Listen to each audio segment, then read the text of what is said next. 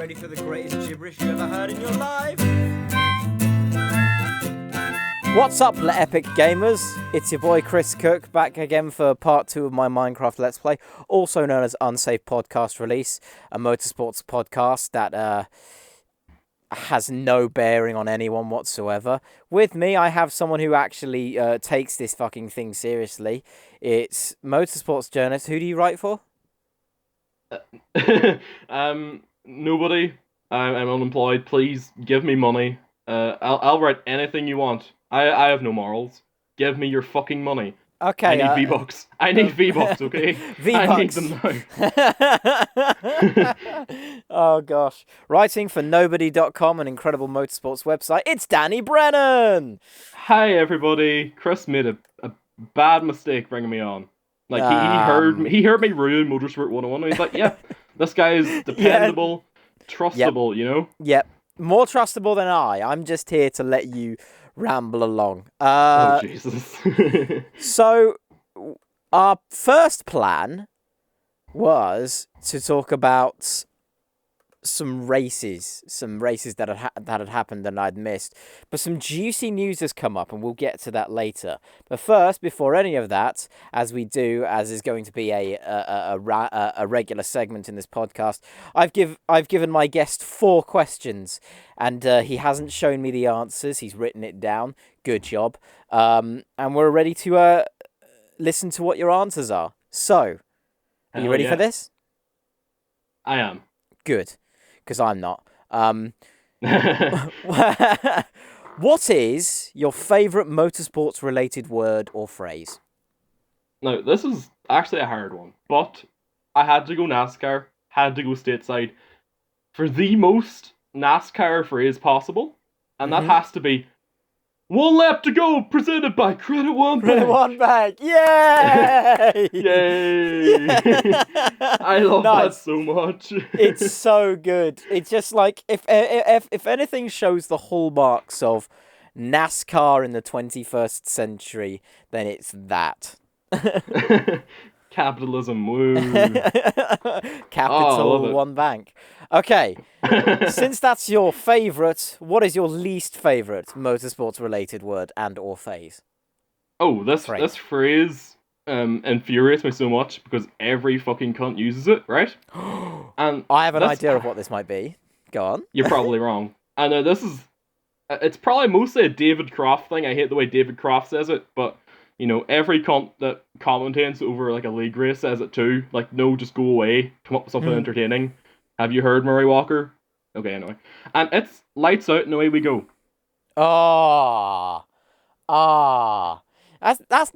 That's it. That's been oversaturated to the point where David Croft would go out and actually trademark that phrase if need be. It's more saturated. It's more saturated than a Brockhampton album. What the fuck? Hey! This shit is more like saturated than 3 Brockhampton albums. Am I fucking right? This is saturation 420. David Croft saying "Lights out and away we go." Yeah, it doesn't help that Ben Edwards also says it like a commentator that's actually good and actually respected. Yeah, he's actually competent. Yeah, he's actually awake during the races. He can tell the difference between a Sauber and a Force India, unlike Mr. Croft. Mr. Croft. Okay, our third out of 4 questions is, if you could spend a week in a desert island with a racing driver, which one would you hang out with? The one I've chosen for this is a surprise, if you know me. If you know me, of course. You're like, oh, Connor Daly, has to pick him, right? Mm-hmm. No, I'm going the other way. I am picking AJ Foyt. AJ Foyt. And the reason I'm taking AJ Foyt to a desert island, I have 2 reasons, right? First of all, you cannot fucking kill that dude. He is invincible. Right? Okay, like just like by chance you go to a desert island specifically with killer bees in it. Yeah, but like, you know, see, here's the thing, right? He will survive any challenge you put in front of him, no matter what, right? But the best part is, if he doesn't, because the old man's like 84 and he like breaks his back and dies, then guess what? I have a reliable food source. What? So what? I'm relying on him first of all for protection, against wild animals, he'll just take that beating, right? Fine. But yeah. by the off chance, he falls off his digger or something on the desert island, that sounds like a thing to do, or he just dies, then I have a big boy to feast on.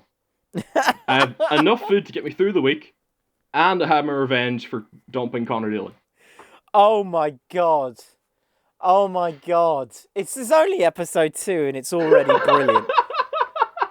Ugh. So, AJ Foyt, watch out. Don't die when you're on that desert island. It's only a week. All right, our final question is, if you had to choose a song that defines motorsport the most, which would it be? All right, I'm gonna cheat and say two, because one's a really kind of basic bitch answer, and that basic bitch answer is the current F1 theme. Hey, it's not a bad tune. It's incredible, but problem is everyone knows it. So I'm just gonna give like a secondary kind of suggestion.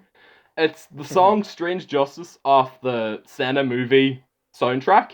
It's the one they play over his funeral and stuff, not over all these kind of like clips looking back at his life. Yeah, that one. And that shit always brings motorsports based real like emotions out of me. Makes me a Senna fan, which is sad. But yeah. Hey, it's a good F1 theme for the basic bitches. Strange Justice off the Senna soundtrack if you want to cry. Yeah. Okay. That's not a bad shout at all. So what the fuck are we gonna do? Oh yeah, Santino Ferrucci. Oh god. Santino Ferrucci. We started off so happily and so funnily, and now we have to talk about someone who isn't funny in the slightest. The whole subject is all it's all a mess. So for context, Santino Ferrucci, I can say was, can't I? Santino Ferrucci was he drove for Haas, but he also drove for Trident as well. He was the he was the test and development driver for Haas. Yeah, and he drove for Trident in Formula 2, and after I think it was the sprint race in Britain in Silverstone, he post race during the cool down lap he'd made contact with his teammate Arjun Maini, and that's a bit of an understatement. He intentionally crashed into his teammate Arjun Maini. Yes. I am not giving it. I'm not bringing it as much justice. I'm already trying to rip the shit out of this guy. But anyway, oh yeah. So we're all gonna get a chance to roast the shit out of him. Don't worry. He's probably gonna sue me, but at this point I don't care. Fuck you, you horrible cunt. Anyway, wait. Context. Okay, Chris, continue. Yeah, I'm already getting angry. That happened, and there was some other shit about Santino Ferrucci being racist. Oh yes. Oh, this is just it's so fun. Basically, him and his father were giving his teammate Arjun Maini, a bunch of kind of racist abuse. They're putting on Indian accents and stuff like that. They're taking the piss out of Arjun and his brother, who's like a GP3 racer. Yep. And somehow that's like probably like the second least worst thing he did that weekend. I don't know how. I mean, yeah, that's fucking inexcusable. It's disgusting. It's absolutely disgusting. Yeah. And then sometime afterwards, he'd been given a 4-race ban for the Silverstone incident, and everyone was getting in a row about it. And that's when it was big news. Go on. Can I just clarify? He was given the race ban not only for the intentional wreck on Arjun Maini, but also this is the most unbelievable part, right? When he was driving his car from the F2 paddock to the F1 paddock for scrutineering after the race, he took off his fireproof glove and started texting while driving a Formula 2 car. That's a car 650 horsepower. Oh, and he was texting and driving. Oh no! Are you kidding me? And that was after intentionally wrecking his teammate after the flag. Do you think Formula 1 sponsored Heineken and have road safety adverts for nothing? You idiot! You fucking stupid little cunt! I have to clarify, right? it wasn't out and out that he was texting and driving, but the two penalties he received were for taking off his glove and for having a phone in the car. So if you put two and two together, you can get 4 there. Mm. You know? Quick maths. And that's, yeah, extremely quick maths. You know? Still not as quick as Arjun Mani, but we'll ignore that. Yeah. So that's also, and while that was all big news, and how I think Trident made a tweet saying they were going to take legal action into this, and they'd never had a situation as serious as this before. And adding to the racist abuse, like Santino sent out a tweet after the F2 race mocking he did. Maney for his radio comments over the French GP weekend. He was annoyed with the car breaking down and stuff like that there, and Ferrucci took the piss out of Maney for being emotional, basically. Oh, you're basically a bitch for complaining about the car. Yeah, masculinity so fragile. Yeah. And Maney was beating him 31 points to 6 in the championship, I think, at that time. It's like, shut the fuck up. Exactly. You two have had the same bad luck and unreliability this entire season. You have no right to give the guy shit when he's beating your ass. Yeah. And if that wasn't bad enough, you gotta the MAGA situation. This is the second. For podcast context, this is the second MAGA situation we have had in 2 podcasts. Because in the first podcast, I'll tell you this, Danny, at the very end when I had Sasha on, we went to Kanye West's Twitter as the non-motorsports segment, and literally 1 minute after we went on and we refreshed the page, we saw Kanye West with a MAGA hat. Oh, good. What a classic. That's good. This is the Unsafe MAGA podcast. Yeah, God. We're dangerous Republicans, you know. Sponsored by the NRA. Yeah, and NASCAR. And NASCAR. Something else like Bass Pro Shops and Bass beef. Pro Shops. Credit One Bank. Coca-Cola. We got this. Yeah, all of them.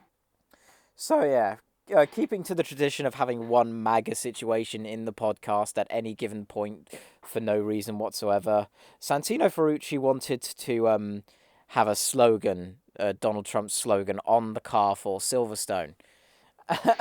Hilarious. Yeah, him and his father applied to the FIA to have a Make America Great Again livery on their F2 car over the Silverstone weekend, which is the weekend after the 4th of July, the one nearest the 4th. And obviously, there's a bit of a problem with that. First of all, well, we now know he's a Trumpite and a piece of shit. Secondly, that's against the FIA's rules. Yeah, and they knew that, and they forced Trident to apply. Yeah, it's just a rule stating that you can't have anything that's blatantly or overtly political on their livery, and that ticks all the marks. Seriously, in case they ever and the most incredible part of this all, right, is the only reason we know this is because I was on the F1 subreddit, and I just saw this. It looked like a steward's letter to Santino Ferrucci and Trident, stating all these you can't have political slogans, stuff like that there, right? I posted it on Twitter, and I had people at work in the F2 stewarding office saying, I see every letter we send out. We did not send that out. Saying that's bullshit, right? It turned out that was a private letter sent by, I think it was the head steward or whatever for F2 to the Ferrucci family. And one of Santino Ferrucci's friends or whatever just leaked it to Reddit on purpose. What the fuck? Once you'd sent that to Twitter, that got huge because every it got article, massive traction. Yeah. Every article that came from that almost quoted your tweet. You had to delete it, didn't you? And I deleted it because I had several people contact me saying, we've talked to all our F2 sources. This is bullshit. So I'm like, okay, maybe it is BS. Yeah. At that point, it had 150 retweets, 350 likes, 40,000 views. So it got big traction. So I'm like, right, I might as well shut it down. And half an hour later, Luke Smith, writing for Crash.net, he's a fantastic fucking journalist, by the way. Go follow him at Luke Smith F1. Great. Luke Smith's quoted my tweet, confirmed everything I said in that tweet, which makes I'm a professional journalist. I looked at Reddit and I found that. Yep, that's my word. No. Which reminds me, the last time we tried to record this podcast, I had a moment, so I couldn't do it. I linked you the FIA accredited journalist application website. So, if anything, you need to do that as soon as you can. Because that would be great. That would be amazing. Oh my god. Yeah, because everybody who's ever... I think if you ever go to any event anywhere, like if it's a club race or anything, you're just FAA accredited. It's like, yeah, I covered this race that 2 people attended that nobody cared about, and I'm an FAA accredited journalist. That means something. Yes. I stole from Reddit. I'm an FIA accredited journalist. That's how you do it, folks. Steal from Reddit. It's always good. Everyone does it. Hey, I'm in the middle of like a 4-year journalism course in college. Who needs that when you can just steal off Reddit? Steal from Reddit. I have all of the I can't say the word. All the accreditation I need. Oh. Yeah, exactly. I don't need no Autosport Junior Academy. I don't need no actual experience. I was on Reddit. I'm a journalist. Welcome to Autosport. Every employee is on the F1 subreddit on the news section. all like 200 Autosport Juniors. Yeah, all of them. They're all constantly on Reddit searching for stuff. That's all they do. It's just like if you put in Reddit lurker in your Twitter bio, it immediately redirects you to Autosport Junior. No, if you put Reddit lurker in it, it automatically links you to a description of what the Autosport Junior Academy is. Yeah, you just get like a secure link that you can only get to by doing that. Yeah, can you confirm your... So nobody hurts me. We're taking the piss. They do good work. Yeah, over the Autosport Academy. They do. We ended up roasting Autosport more than we roasted Ferrucci. Yeah. Let's get back to Ferrucci. Fuck that guy. Yeah, it's dumbass haircut. Who cut your hair? Nobody. That's why it's so bad. It's just curly and no. You look like a homeless Sonic the Hedgehog. My man's I thought I had a bad beard, like patchy. He has the worst attempt at a beard I've ever seen in my life for someone that's 19. Well, you're saying that's an attempt. It might just be little specks that he's just not bothered to shave off. He just shaves with like a razor without any shaving cream. That's good. Oh, I don't want to think about that. Speaking of Ferrucci, guess who decided to come to Mid-Ohio? Oh, yeah. The racist himself, Santino Ferrucci, is chasing an IndyCar return. And he's along with my best friends at Dale Coyne Racing. Oh, Yay! no! Dale Coyne, why would you? At the same weekend that Pietro Fittipaldi, who just after coming back from a broken leg in like 8 weeks, yep, after his crash at the FIA race at Spa, he's 8 to 10 weeks, he's recovered from his broken leg, he's racing this weekend, and Ferrucci's after that car. Like, come on. And I'll see if I can get the quote up here, because it's possibly one of the most fucking annoying quotes I've seen from a racing driver in a good while. Him talking to racer and Marshall Pruitt about him looking for an IndyCar drive. Okay, here we go. The atmosphere here is nicer and way more friendly. Plus, I can drive out to about half the races.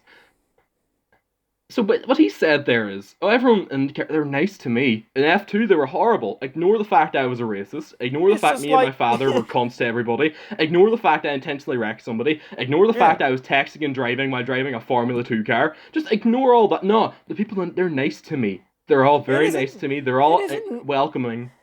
The atmosphere isn't nicer. They are just less of a. There's less of a bullshit detector in IndyCar. Yeah, that's it. It's just like they're compliant to your BS. Well, the thing is about IndyCar is that the driver's politics never comes up, publicly. Yeah, it's very much we're here to race. That's all we do. Yeah, and it's unlike NASCAR, unlike what Ferrucci tried to do at F2. Mm. And I hope that stays the same, because the last thing IndyCar needs is a guy like Ferrucci going out and just, if he comes out with a MAGA livery on an IndyCar, the amount of shit he's going to get for it. The only people are probably going to see IndyCar in a much lessened light, like the NASCAR Cup Series. Whenever that guy ran the Trump livery, like Texas, like 2 years ago. Everyone's looking at NASCAR like, what the fuck's that? IndyCar has a bit more of a reputation, at least. And also, you're going to have Donald Trump. I bet you Donald Trump tweeting about IndyCar, which is the one fucking thing we don't need when trying to build that brand. If Donald Trump is going to tweet about IndyCar, it's going to be to Graham Rahal. It's going to be to Graham Rahal or Santino Ferrucci. That's it. Well, here's the thing. Rahal's actually talented. Yeah, unfortunately. Like, there's an argument for Ferrucci saying, oh, he's going to bring, all this drama and all this shit. Oh, like, people are going to tune, see Ferrucci do whatever. Like, nobody's going to care about the racist MAGA guy who finishes fucking 15th every week. He'll be a villain, but it'll be a completely negative impact because he won't be able to back up anything he says. All the horrible shit he says, he won't actually be able to back it up with any form of fucking talent. Like, in Detroit, He crashed 2 out of the 2 races, Yeah. Like, I don't know why Coyne would ever want him back.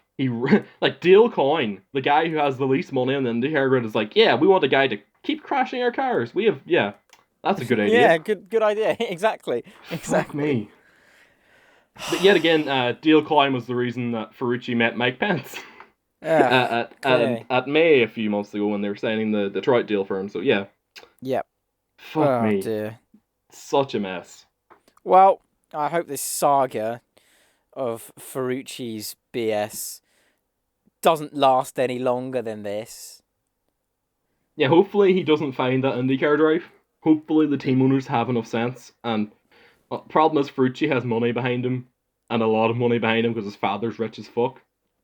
But I dearly hope the team owners see past that. Yeah, I hope they see past that too, because, well, fuck racism and fuck Santino Ferrucci. Yeah, fuck racism, fuck Ferrucci. Fuck his dad too. Fuck his dad. Fuck them all. Fuck MAGA cunts. Yeah, just fuck him. That's her in the segment. Fuck him. Exactly. And that's a good segue. Well, it's not a good segue because I don't know how to end segments. To the juiciest bit of news we've got literally today. Ooh, yeah, last few hours. This is a thick bit of news. Yeah. This is it's a swole bit of news. Yeah, fuck. Rich Energy, a UK energy drink company, supposedly gave Force India a 30 million cash injection.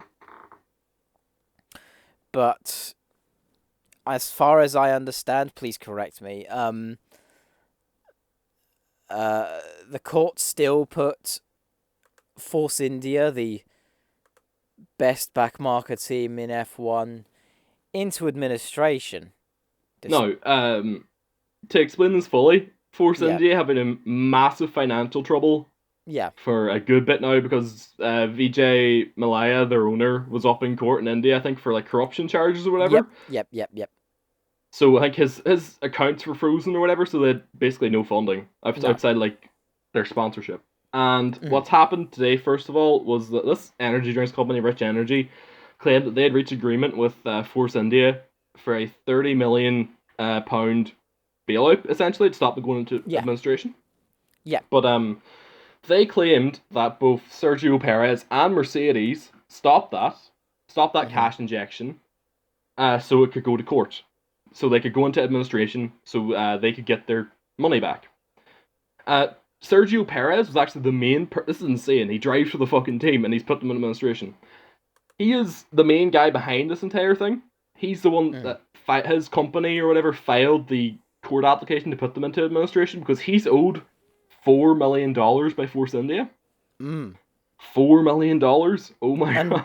And Mercedes are owed 10 million, as far as I'm concerned? Mercedes are owed 10.5 million, so they had their full support behind them going into administration too, so it's looking pretty bleak, but Yeah. the amount of potential buyers out there, and we're talking billionaire buyers, is Yeah. incredible. Well, you got Lawrence Stroll. Lawrence Stroll. I can't fucking say it. Yeah, Lawrence Stroll. Good God in heaven. Yeah, Lance Stroll ain't going nowhere, folks. He ain't going fucking nowhere. Yeah, fuck, dude. And you've got Nikita Mazepin's dad, which I hope doesn't happen because we don't Which need another driver. that's even worse. Like Stroll has like a a smidge. There's a smidge of talent hidden there somewhere that you could maybe dig out. And he's only like 19 or 20. Yeah. Mazepin is in GP3 and hasn't really shown anything that would demonstrate he's good for F1. No. So I'm kind of hoping Lawrence Stroll is the main guy behind this, or he's the one that's most likely to buy the team. Yeah, like I hope so. If anybody, I hope it's Lawrence Stroll at least out of those two. Yeah, and then my third conspiracy. This is just a theory I've come up with because it makes sense to me. About why Perez would intervene in Rich Energy. And also, by the way, that Rich Energy thing's probably bullshit. Because as of like September last year, like it was announced that they had £1.7 million in their bank accounts. Yeah, I don't know how the fuck they managed How the fuck are they going to have... First of all, how are they going to have £30 million? Secondly, how are they going to have £30 million to invest in F1? An F1 team. It's bullshit. That implies they've got more. Yeah, and like I've never heard of them. Like if I had heard of them, No. maybe it would be believable. No one's heard of these guys at all. Anyway, back to my crazy conspiracy here about why Perez intervened. I believe that his long-term sponsor, the owner of like the Mexican South American telecoms giant Telcel, Carlos Slim, I think he's also in the running to buy the team because it's been rumored for ages. He's like one of the wealthiest men in the world. He's like worth like $60 billion. And it's been rumored for ages that he actually, instead of sponsoring drivers like Esteban Gutierrez and Perez, he wanted to get into the racing business. There hasn't been anything for a while yet, but Perez starting this court proceeding has led me to think that we could be getting Force Mexico. Forza Mexico. Yes. Force Mexico. And because Carlos Slim is so fucking rich, he's more than enough to fund Force India, or whatever the new team name would be, by at least what Mercedes do, 500 million a year. He could do $1 billion a year and wouldn't lose anything. He could throw money in the black hole, and that's what I'm hoping is going to happen. Can you imagine what Force India could do with a Mercedes budget?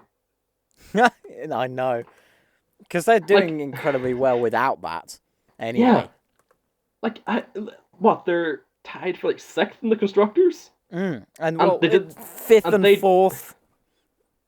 Oh yeah, they're tied for... I think they're tied for 5th actually with Haas. Yeah, that's right. Like, which is incredible. It's unbelievable because they've had barely any development in that car. No. All year. Like, they sorted out a problem at the start of the year after like China or whatever, and that's basically it. They have no money to develop their next year's car until this season ends. Can you imagine? Can you imagine them with a $500 million budget? Oh, Sergio Perez, Esteban Ocon. Oh, good God in heaven! Oh.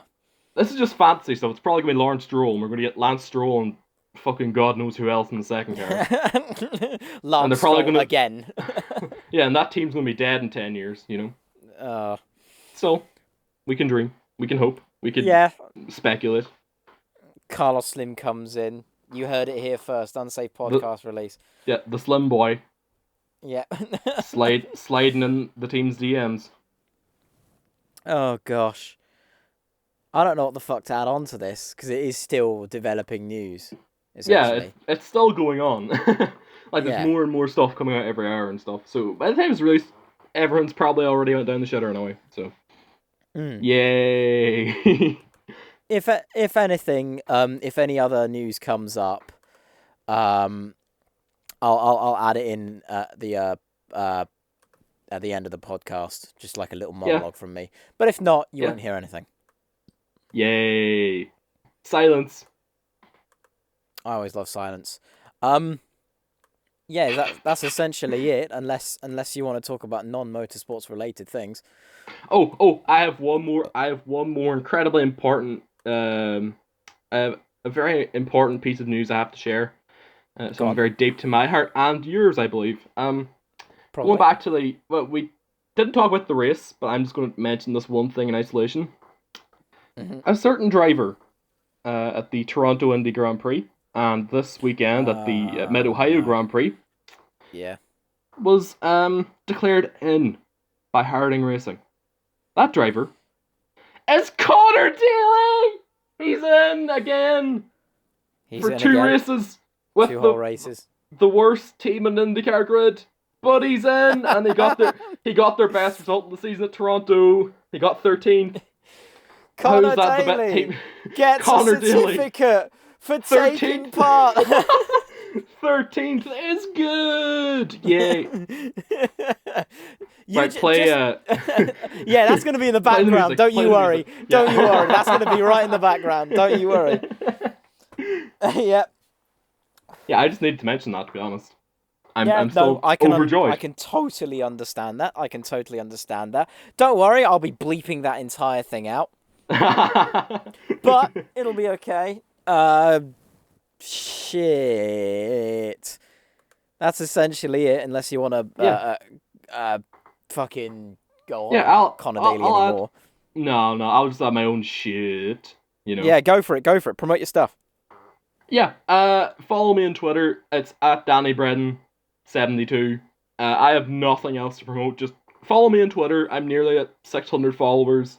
I live tweet every fucking race there is because I have no life. Yeah, same. So if you want some, this is a massive quote marks here, entertaining F1 commentary. Follow me. I have all the memes you'll hate in 2 weeks. Yeah. Danny Brennan, what's your again? 72? 72, yep. Yeah, Danny Brennan 72 is one of the best follows you can ever have. His stuff's incredibly funny, and he's a cool lad. Yes, I am a lad, one of the lads with a big old capital L. Just the biggest lad. The thickest lad. The fuck am I going on about? Anyway, yeah, follow me on Twitter. We could talk about IndyCar if you like, just to sort of pad it out a little bit. If you want to, yeah, just a tiny bit. I can't remember what the fuck happens. Yeah, good. Okay, summary of the Toronto race, right? Joseph Newgarden fucked it up. Yeah. Was about to win. He was put in marbles. Big old crashes everywhere. Alexander Rossi decided space would be a good idea to shoot for after he went flying off I think it was off the back of Graham Rahal. Yeah, Scott Dixon won. He has like a 60-point lead in the championship with like 5 races to go. He's probably won the championship. 5-time champion in waiting. And the next round's fucking Mid Ohio. Yeah. Oh. Yeah, I just want to get this joke out because it's been in my head. I did this in the very first episode of UPR, but it was a track that's located between Low Ohio and High Ohio. Ha ha ha. Ha. The Middle Earth Ohio. Middle Earth Ohio. Just a bunch of hobbits, like. One does not simply walk into Indianapolis. So, we've also got some F1 races we didn't talk about. First of all, the British Grand Prix. Oh wait a second. I have one more Mid Ohio joke / IndyCar joke. We're taking the hobbits to IndyCar. Anyway, okay, there we go. IndyCar. They're taking the hobbits to IndyCar. I'm going to. I'll make a remix of that. Fuck yeah. So British Grand Prix was fun as fuck. It was a good old scrap for a 4-way scrap. Only problem is Bottas was in first, ended up getting overtaken by the other 3 really fast drivers. Glorious. No, I won't give in. Da, da, da, da. Yeah. The German Grand Prix. Oh no! Also can we just equally as fun. skip that? No, I don't know. Bad race. No. Bad race. No, it was a good race. Well, it was an okay race. I like. Hamilton cheated and he won. You didn't see it. He punted Vettel. Yeah, you didn't see it. No, Clearly, he did. Yeah, it's You it's know, like it's like you don't see it in the replays or any of the cameras, and oh, his car's in a different place in the track. No, it's not. You haven't taken the red pill. You haven't seen my 4D universe brain. And Vettel didn't. He didn't bin it. He was taken out. the Scarlet Ferrari red pill. Yeah. Take one of those and you'll be Vettel... annoying content Twitter. If Vettel and Hamilton make contact and nobody's there to hear it, does it make a sound? Yes. On Sky Sports F1. Yeah, you just well, they're all going to be on like RTL, aren't they? So nobody's going to hear a thing. Oh dear, fuck. So yeah, you'll hear a little monologue about how I feel about the Hungarian Grand Prix if I decide to release this before Sunday. Probably not. But apart from that, yeah, that's about everything. So thank you very much for listening. Have you got anything else you want to say? Or follow me on Twitter. Yeah, at Danny Brennan 72 and at yeah, boy. It's not that deep. Anyone can get promoted by my dumbass. Follow me on Twitter as well, at CookProd1. Follow me on Instagram, at CookProductions1. There's literally no change. And that's about it. Thank you for listening to this unbelievably short podcast, but I always want to make them short because I like them short. You can take that completely out of context if you like. And yeah, that's about it. Thanks for watching. Thank you to Danny for putting up with my bullshit. And have a good one, guys! Like and subscribe for more Roblox Let's Plays.